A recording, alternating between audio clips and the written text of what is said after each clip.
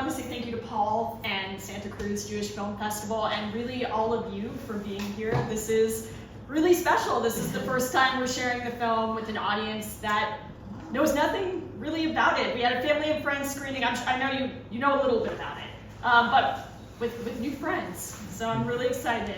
Catalogue of Noses is a short musical film. It uses Fiddler on the Roof parody songs to illustrate the sacrifices that Jewish women make for assimilation. And it's inspired by my own life story of growing up as a Jewish child actor in Los Angeles and getting a nose job at 16, as you did in the early 2000s. For the next 11 minutes, we were all thoroughly entertained by Lauren Schaffel's Catalogue of Noses, a dark musical comedy following a Jewish teen actor who faces off with her mother and Jewish plastic surgeon on the day of her scheduled rhinoplasty, only to learn some unsettling truths about the consequences of assimilation. The film stars Lori Allen as Debbie Siegel, Gemma Handler as her daughter Emily, and Michael Kostroff as Dr. Perlman. Tell us how this film got started. Yeah, so this film started as a 10-minute play. This was in 2022. I'm born and raised in LA, but moved to New York for college. I was there for about 12 years. And right when I moved back to LA in 2022, two friends of mine had started a Jewish theater company called Jewface. Perfect name. Interesting name. And they were looking for kind of controversial taboo stories within Jewish culture. And Jewface, the name of the company, was kind of the theme for the play festival that year, with this idea of non-Jewish actors playing Jewish roles.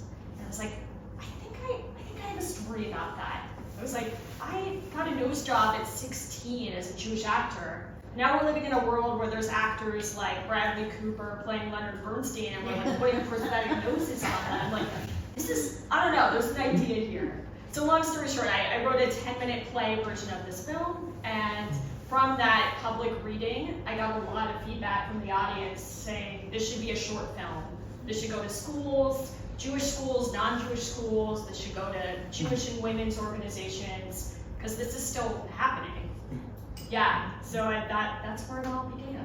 Yeah, very cool. And you put together quite a team, and you found a near look-alike with a bigger nose, a non-post-surgery nose. How was casting? Casting was so fun. It's really cool. So I come from in front of the camera, so it was really cool to be behind the table for this experience and to watch young women come in. And we got really lucky with our actress, Gemma Handler. She came in and the first thing she said, this is my story. She said, I already have 2 consultations with plastic surgeons, getting this done this fall. And it just drove home again. I was like, oh, okay, this is a story that definitely needs to be told, and this is the perfect person to play the role. She gets it. Gemma had just turned 18 when we shot this film. We knew we wanted to use an adult playing a teen rather than have an actual 16-year-old, just to make things easier on set and not have to worry about studio teachers. And yeah, so we got really lucky. And you got some backing. I noticed the foundation helped make the movie. How hard was it raising the money to make a movie like this? I'd say that was the least fun part of the process. Fundraising is it's an endeavor. But we used a crowdfunding campaign called Seed and Spark. So we raised most of the money through that, and just mostly family and friends who donated through that. The foundation came in later, actually. Kind of a larger goal I mentioned from the beginning was this educational component. So we had this specific backer was really excited about that prospect. And she had just helped fund the Nova exhibit. I don't know if anyone got a chance to experience that. So she was really particularly looking for more Jewish projects to get involved in. Something lighter than Nova. A little lighter than, yeah. And tell us about the music. Did you have a hand in writing the lyrics or the music? Yes. So when we did this as a play, we just flat out ripped off Fiddler on the Roof. We just took the songs and changed the lyrics. But for film, obviously, I learned really quickly, that's a big lawsuit waiting to happen. Could not do that. So a friend of mine, Adam McDonald, is a composer, and I told him, I was like, I want it to be Fiddler inspired, but we have to change it enough so that nobody can pinpoint and be like, that chord progression is out of Matchmaker. And he was brilliant. So he calls it Stupid Fiddler. I think it's way beyond Stupid Fiddler. I think it's brilliant. So he composed the music and helped with the score and all of the recording. He worked with musicians as well, and then I wrote the lyrics. Okay. And the doctor's offices and the prostheses that you put on your, are those real? Our prop production designer and prop master made those. Oh, okay. Yeah. But is that what really happened for you? No. No. Made for movies. Okay. Exactly. There was an actual catalog. I remember, like, not quite like that, but I remember having a binder of like before and after pictures I looked at of real people minus names. Jennifer Aniston was one of your options? I like to think maybe she was in there, but it was all anonymous in 2004. I mean, yeah, that's the perfect fix to know. Exactly. Right. Exactly. How about any of you guys? Got a question? Raise your hand and chime in. Well, was there really that much pressure for you when you were a child actor or turning into a teenager from family or in the industry?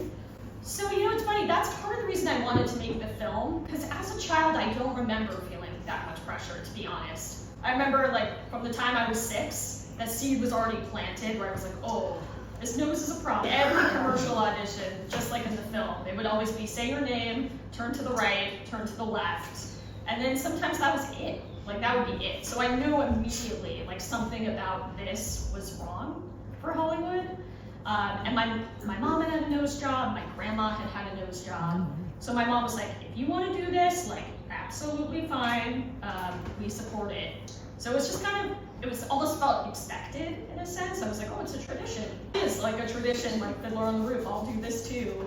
And I was excited, like I couldn't wait till I turned 16. I was like, I get to do it too.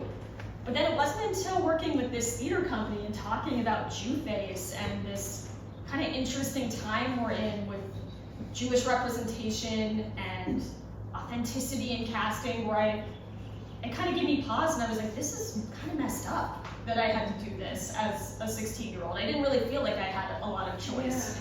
So not to villainize anyone specifically, but yeah, I guess there was a lot of pressure at the time that I wasn't even aware of. And did it make a difference in getting roles? It did.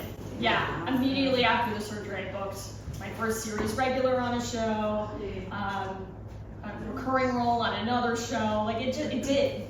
So I think that I don't regret it, to be honest. I think it really was a confidence booster at the time, and I can kind of understand for our lead actor too, where maybe some of that is coming from, but it's complicated too. Kind of that theme of never good enough, like you take care of one problem, but then there's another one. Right. So did any of that play into your life as well, or did, reading this book, Never Good Enough, about how you're always performing for your mother or your parents, and it's, it's like you fix this one thing and then it's like a dozen other things come into play. So did that come up spontaneously? Yeah, it's funny, there were various endings written to this. This is the one I decided on. I think what you're touching on is exactly what I wanted to express, that it's never enough, essentially, in Hollywood. And usually in Hollywood, it's male, oftentimes Jewish executives who are making final casting decisions. I wanted to both tap into that, because we kept the Fiddler on the Roof theme at the end of, we're auditioning for Fiddler on the Roof, like imagining today if they made a remake of, the classic 1971 film, who would they cast? And would it be a Jewish or non-Jewish actor? But I also wanted to widen it out and make it not just about the Jewish experience, it's what all women are experiencing, right? It's not the nose, it's the boobs. It's not the boobs, it's who knows, whatever else, yeah. The nails, the hair. Yeah, precisely. It's never ending. Is there ever any discussion of pressure for males to get nose jobs? Yeah, I think that's a really interesting, I would be curious to hear, I've had a lot of people reach out to me, mainly women, talking about some, things that resonate. I would be curious to hear from more men. I would imagine so. I can't speak for it personally, obviously, but yeah, I'm sure. Judd Hirsch had a good career with a prominent nose, but then again, all the characters he played was Jewish. Same with Alan Arkin. Right. You know, so The Bradley Cooper thing opened a very interesting discussion. You're not Exactly. Jewish enough. Right, Yeah. exactly. Yeah, and there's been so many more interesting cases of that too. Now it seems like we're in a time that's fraught with like, we need to be authentic, but how do we do it? There's so much more gray in it, I think, than just the black and white. I don't think it needs to apply all the time, but that was an interesting situation, right? Of actually taking a prosthetic and putting it on someone's face so full on display. Is there any issues that come up from having these nose jobs later in life? Do you mean health issues Health specifically? issues or? You know, it's funny. So both my director and I, the director I worked with, Josie Andrews, both of us connected on this project because she also had a nose job as a teen. Ended up having 2. She had 3. It kind of plays into this never enough, but also for me, I got into a bike accident in Central Park when I was in college, and it was like, it wasn't as bad as it was before, but it was like, because the structure had already been somewhat weakened, like they had to go back in there and like open up airways, re-straighten things. So yeah, I think it is kind of, I remember the first few years really after having it done, I was nervous about any kind of intense physical actions. I didn't like to dance in public in case someone stabbed me in the elbow, you know? Yeah, so a little bit. Yeah, because she had a beautiful voice with her regular nose, and I noticed she didn't sing in the after she had the nose job. Oh yeah. Botox, plastic surgery of all kinds, fighting age, lip injection. And not to get too political, but have you looked at some of the babes that are hanging out with the Trumpers? It appears to be disfiguring into either a Barbie doll, or you should pardon me, I don't know how to say it, but like an inflatable girl doll. And here I am, both my eyes black, the nose, black, all this. And he says, and darn, just when you were gonna start dating again. I couldn't laugh too much that it hurt, but and then my daughter says, shoot, well maybe it'll grow straight this time. It was always crooked before. And I just love this. There's a movie, maybe some of you have seen it, called The Substance with Yes. Demi Moore, Yes. which takes this to the extreme. Totally. You know what I mean? Where it's the never-ending thing, and it's kind of a horror movie. I mean, it's pretty intense. But actually, she's had about $2 million worth of plastic surgery. Well, I'm just picking a number, but a lot. We're talking about the lead Demi actress, Moore Demi Moore, in yeah. real life. But Yeah. also she played this role. I don't know if that influenced her in playing this. Yeah. This So role, I saw The Substance after we Oh, you saw shot it. this film, and it was really tough to watch. It was like watching a train wreck, but I couldn't look away. And I thought a lot about The Substance. Watching this with our family and friends audience for the first time. There's a lot of overlapping themes I didn't even realize. Yeah, also the movie, have you seen the movie Amelia Perez? Yeah. It's kind of like, I think it's almost like Amelia Perez and The Substance combined together, or influences here, for sure. I have to object to that remark, because I don't think going through surgery to become the gender that you really are inside is in any way the same thing as trying to fit into the American look. No, sorry, I should clarify. I meant the musical component of that. Oh, okay. Not the gender. Okay. Because there's quite a bit about changing your physical appearance Yes, there for to sure. fit some other ideal that you weren't born with. So For sure. there's a parallel there, but it's. Yeah. I was going to say, you might have seen, there's actually been a lot of discussion this week based on the Saturday Night Live takeoff on the actress from White Lotus who had the prominent teeth. Right. And she objected to that, and there's been this huge support for her, including the actress that portrayed her in the production apologized and sent flowers, and that's really raised this discussion in a way that noses I don't think have ever raised the issue before. Yeah, I was following that story. SNL is a tricky line because it's like, where do you draw the line, right? At parodies and making fun of that. My personal take is that was just mean. I found that mean, just to go after that. Everyone else felt like they were grounded in a real person or character in the White House, and that just felt like picking out one element of someone. If someone were to do that with noses, like our lead actress, I'd be very upset. I got my nose straightened out when I was 17, involuntarily. And they told me in a side sentence, oh, by the way, we also straighten out your crooked nose.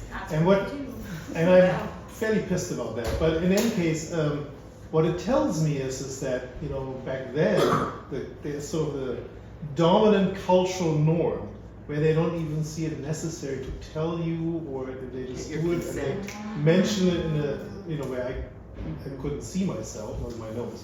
And they mention it in a side sentence. It's just very telling how a dominant culture does these things. Absolutely, yeah. The second time I had mine, it was a rhinoseptoplasty the second time, and they were like, "Oh, we're gonna fix the bones that went twisted in the accident, and we'll straighten it out." And at me 22, I was like, "Yes, straighten it out, please. They could go back to how it was." Yeah. But it's again the pressure. And I had terrible nosebleeds, and I'm not sure after that. And I'm not sure if that's related to the straightening out or to that other part of the surgery, which they thought they needed to do. Ties into what you were asking too, if there's other health effects that come with it. I went to a high school in Beverly Hills, and there was 97% Jewish, and there was a lot of pressure to get nose jobs. And peer pressure, other women especially were telling me constantly, you need a nose job, you should get a nose job. Well, I never did. And my dad said, you know, he had a much longer nose, and so did my mother. And they said that was your character. You don't want to ruin your character. But I did have friends that got nose jobs, and my cousin got a nose job, and it was turned up and crooked.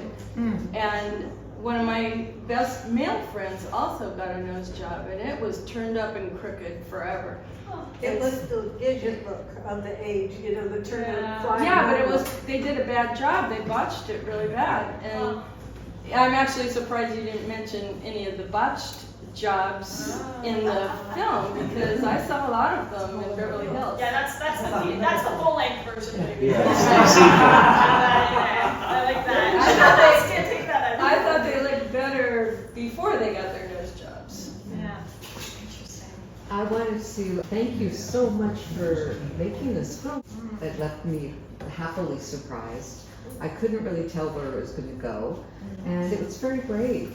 And I'm just so appreciative that I got to be a hippie, and we were so anti, messing with what we had, and really rebelled against our parents' nose jobs.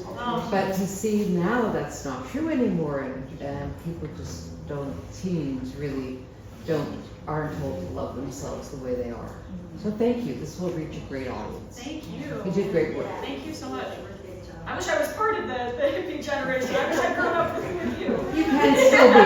Listen to the right music. There you go. Okay.